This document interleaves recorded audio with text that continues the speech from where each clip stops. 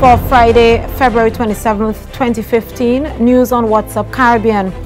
In the headlines, proceedings start to stop witness deportation in Cayman Islands. Trinidad and Tobago's Prime Minister misses opening ceremony of CARICOM Heads of Government Conference, and thousands march in Haiti over Dominican racism. In sports, FIFA's presidential candidate, Prince Ali, meets with football officials in St. Vincent during a recent visit to that country. The details of these and other regional developments after the break. Turbo charge. Dirty life. Turbo charge. Boom. The fed start. The place mad. One flash of rum. My head gone. Fall in the fed like raindrops. So when I lead, you follow me. Lord. As I reach the fed, I jump it up. Any girl I hold, I walk it up. Don't come and tell me the party done, cause I come in here to play bass. Cause right now me, turbo, boom, charge. Right now me, turbo, charge. Right now me, turbo. In the news, lawyers acting on behalf of the key Crown witness in the CNB robbery trial in the Cayman Islands have started legal proceedings to stop him being deported. These details emerge in court on Thursday as Marlon Dillon spent his 6th day giving evidence.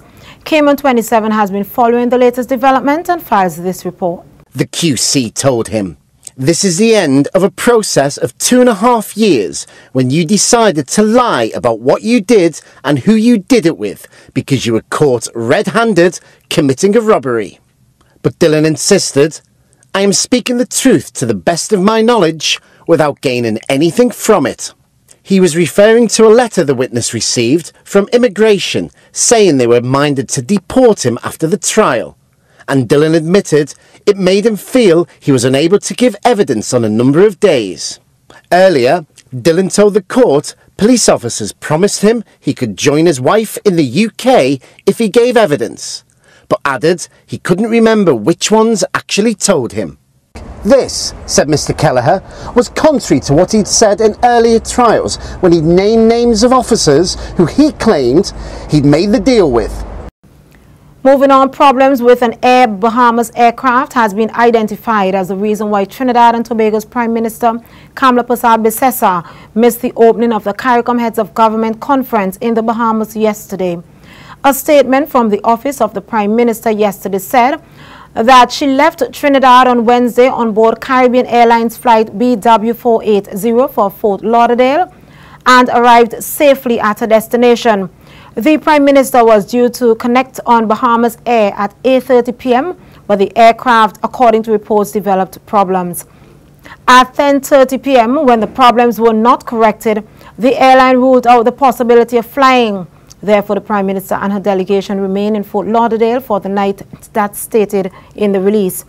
As a result, Mrs. Kamla Persad-Bissessar missed the opening ceremony in Nassau.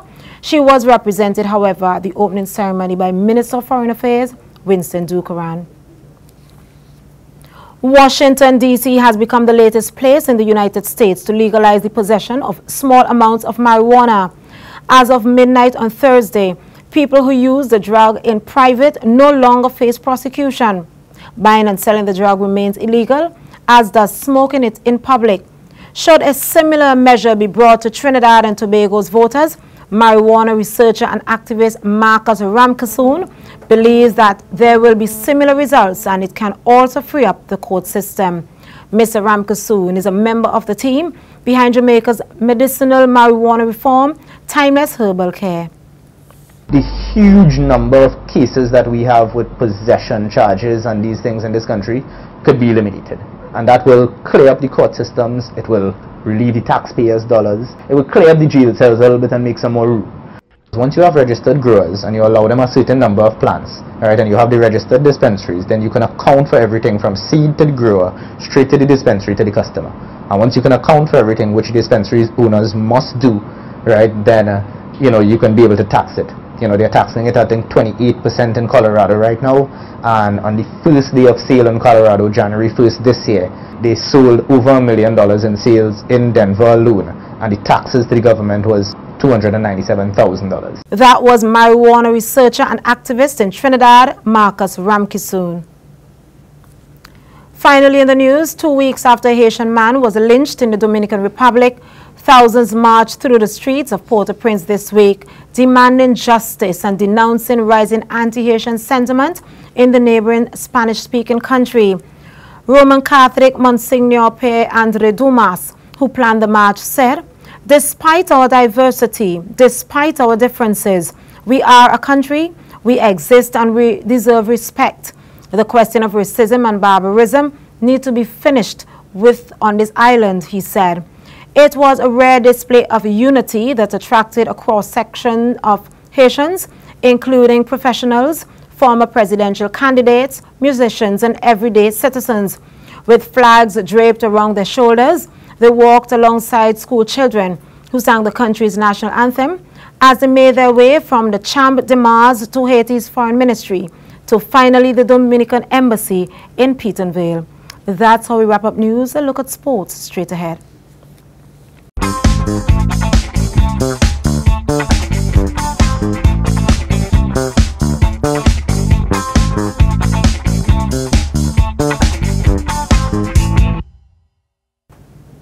In sports, St. Vincent and the Grenadines can look forward to receiving more benefits from the World Football governing body FIFA if presidential candidate Prince Ali bin Al Hussein succeeds in unseating current office holder Joseph Sepp Blatter. This was a commitment given by the Jordanian at a media briefing this week following a meeting with St. Vincent and the Grenadines Football Federation President Venal Coombs, Sports Minister Cecil Sesmaki, and other officials in Kingstown. Responding to a question about what changes he will implement to help countries such as St. Vincent, Ali said he would be moving to have the current financial assistance program increased to benefit developing countries. Currently, member associations receive about $1 million annually from FIFA to assist with their program and technical development, but Ali said he believes more can be given, especially to countries that do not possess the wealth to fund their programs. That was a look at sports. A recap of the headlines up next. Turbo charge. Dirty life. Turbo charge. Boom. The Fed start. The place mad. One flash of rum. My head gone. Fall in the Fed like raindrops. So when I lead, you follow me. Lord. As I reach the Fed, I jump it up. Any girl I hold, I walk it on. Don't come and tell me the party done. Cause I come in here to play bass. Cause right now me, turbo, boom, charge. Right now me, turbo, charge. Right now me, turbo. Taking a quick recap of the headlines making news. Proceedings start to stop witness deportation in Cayman Islands. Trinidad and Tobago's Prime Minister misses opening ceremony of CARICOM Heads of Government Conference, and thousands march in Haiti over Dominican racism. In sports, FIFA's presidential candidate Prince Ali meets with football officials in St. Vincent during a recent visit to that country. Remember, for the latest in sports and news, regional developments, log on to whatsapcaribbean.com, like us on Facebook and follow us on Twitter. This was a CARIFAIR production. On behalf of the entire team, have a safe and productive weekend.